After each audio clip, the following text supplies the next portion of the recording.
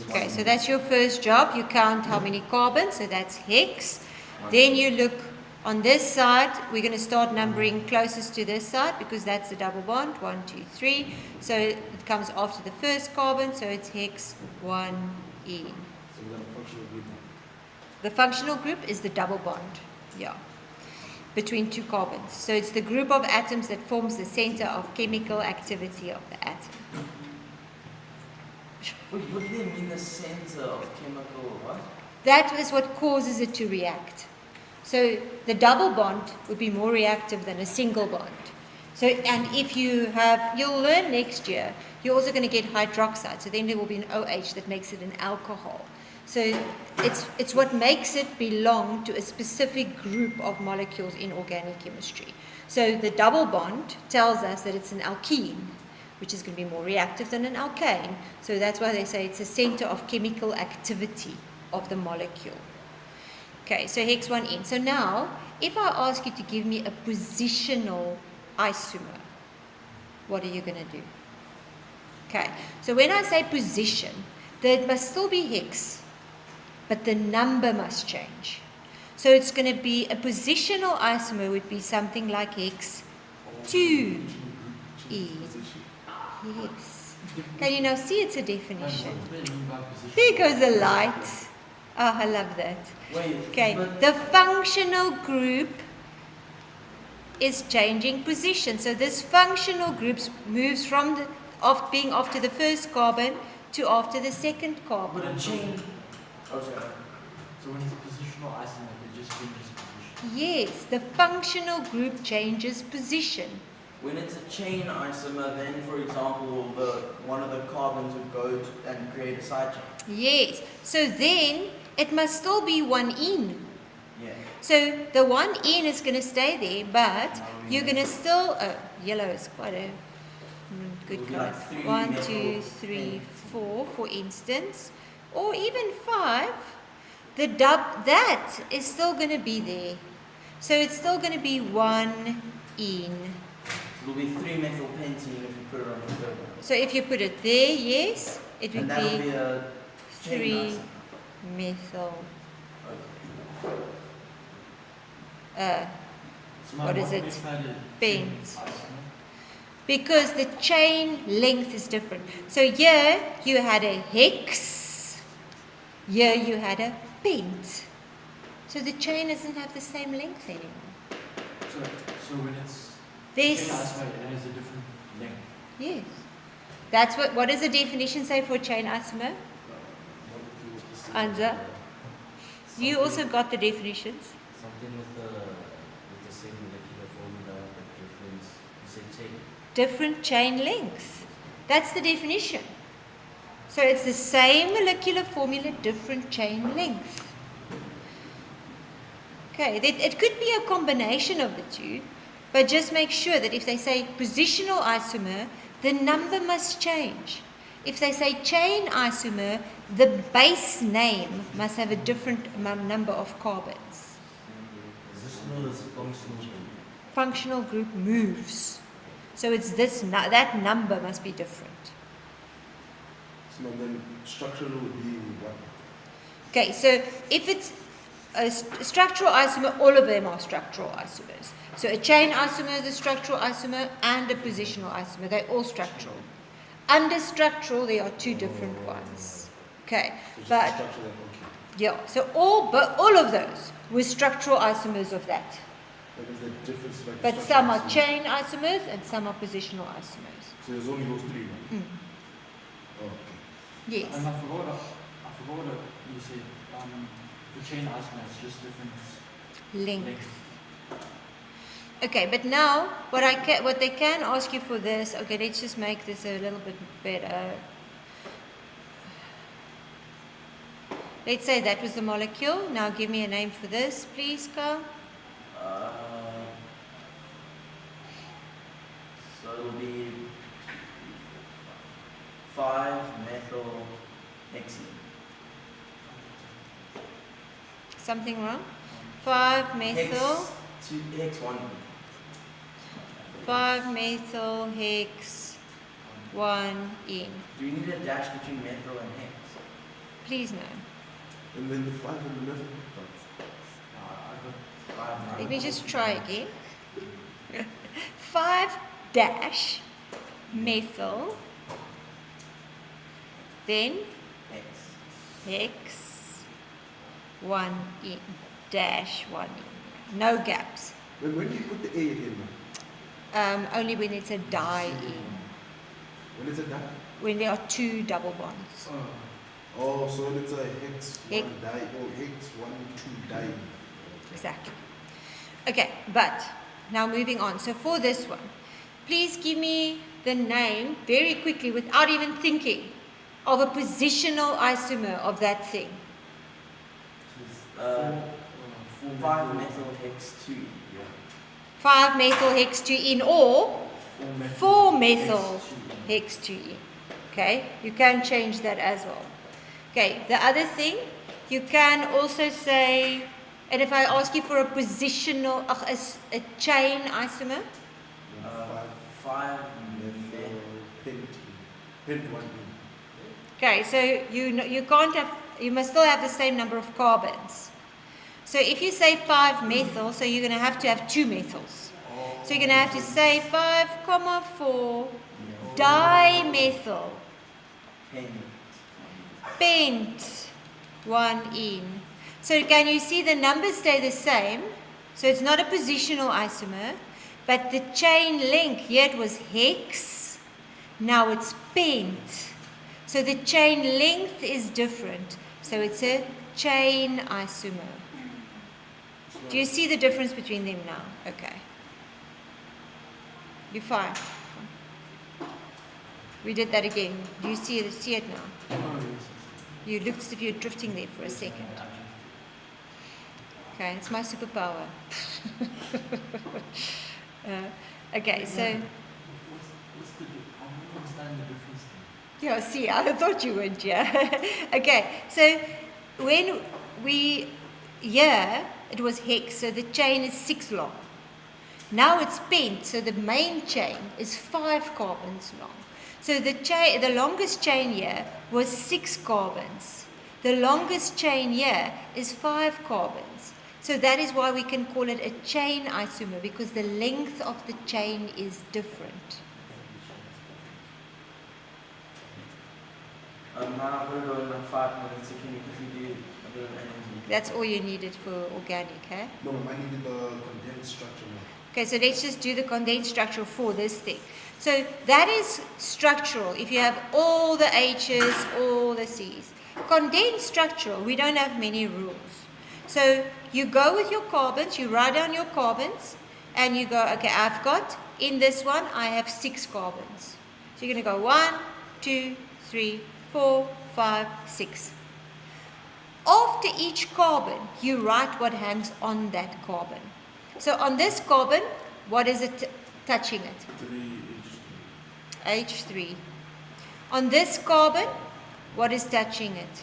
And is it 3 of them? Oh, no. 1. Oh, 1.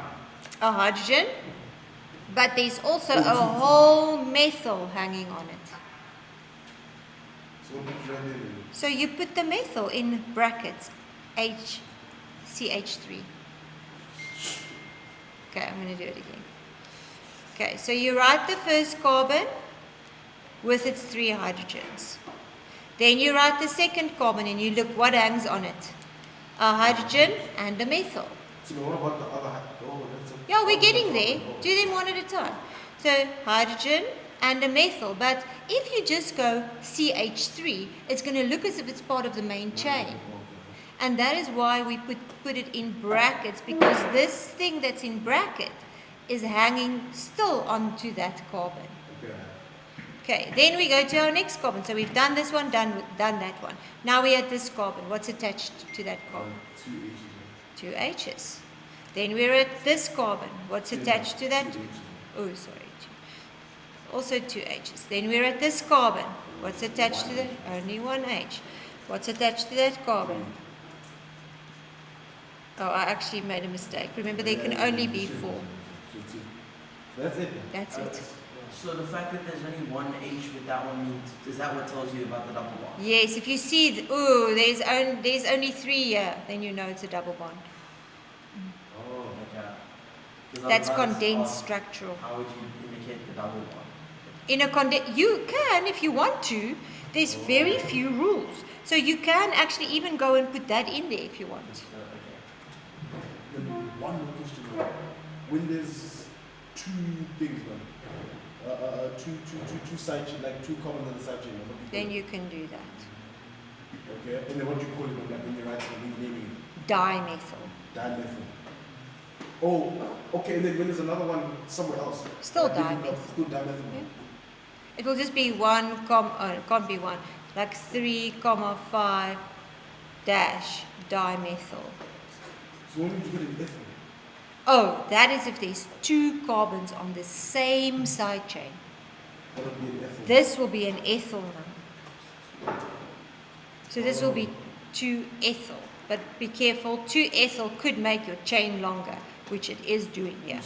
So this becomes your longest chain then. So 2-ethyl doesn't really exist. 1-methyl and 2-ethyl can never exist because it will make your chain longer. One methyl.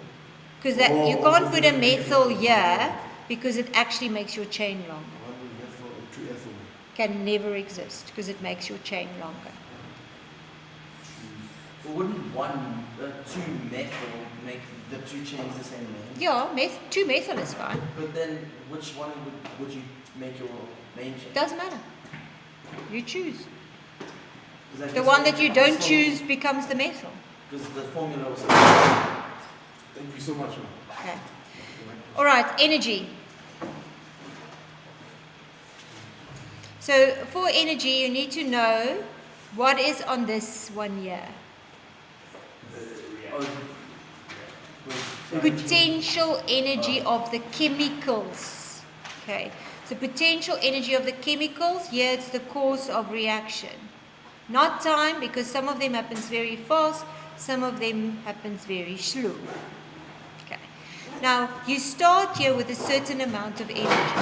What does that energy represent? the chemical energy stored in the reactor. Yes, in the reactant. So it's a point. It's not a gap, it's a point on your graph. So if this one here says 300, it means the reactants. So would that be energy in or energy product or It's- energy reactant? It's energy reactants. It's not energy in. Okay. We haven't put any energy in yet. Or energy in is the. Gap. Thank you, ma'am. Okay, so this is the reactant's energy. Now, to get them to react, what must I do? I must break those bonds apart and form. That's the minimum energy that I require to break them apart. What do we call that energy?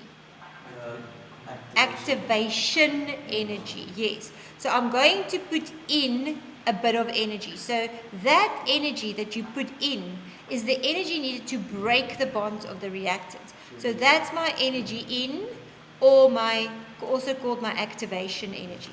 So now these reactants don't exist anymore. They have changed to a substance that's there, that we call what? Activated complex. So that energy again is a point. So so let's say that's 700 there. So the 700 is for the activated complex. The 300 is for the reactant. So what's the energy in? 400. It's a gap. It's not a point. So here, this is going to be 400, and you get that by saying 700 minus 300. I thought it was the activation energy. It is the activation energy. Energy in and activation energy is the same thing. Then, this is now always going to now give off energy so that they can form new bonds. So it's going to give off energy, and I'm going to end up somewhere over here with products. I could end up there with products. So if I end up there, I'm losing energy. Energy is given out. Would that be an endothermic? Because it lost less energy than it put in. Yes. If it So goes- this is the energy that's out. But if I ask you if this value here is 450, now I ask you for the energy of the products. What are you going to say? 450. Because that is a point again. It's the energy of the products. So here, the energy of the products, you're just going to say 450. Don't do a minus sum. It's just 450. But if I ask you for energy out, what are you going to do? That's going to be the 700 minus 450, and that is going to be your 250. And now we can ask you from that, what is delta H? And then you're going to say that is energy in minus energy out. So energy in is the 400 minus the 250, and that gives me 150 kilojoules per mole normally, but you use whatever the unit is here. End of it. And because the answer is positive, I know that the chemicals has now more energy. Where did they get that energy from? Environment. That is why the definition for endothermic is heat energy is transformed into chemical potential energy. Okay, so there's a lot of these graph things that you need to interpret in your paper. Basically all it is. And then if I don't end up there, but I end up all the way down here, and I give you the here, that is 100. Tell me, what is the energy of the products now, Anza? It's just 100, because it's a point again. It's not an interval. You can grab it. It's in that cupboard at the back. So, and then if I ask you for E out now, how are you going to get it? 700 minus 100. So E out now is going to, no. Energy in and energy out are always going to be positive values. So it's going to be 700 minus 100 is still 600. But now if you go and work out delta H, it's going to be energy in again minus energy out. And now this becomes 400 minus 600, which gives us minus 200. So now the chemicals has less energy. So where did that energy go? Environment. Exothermic. And the other formula is products minus. Yeah, so that's what I was just going to say. The other formula, you can say here, it's energy of my products minus the energy of my reactants. So let's see if we get the same answer. The energy of my products there was 50. The energy of my reactants was, what do I get? Can you see? Please no. I have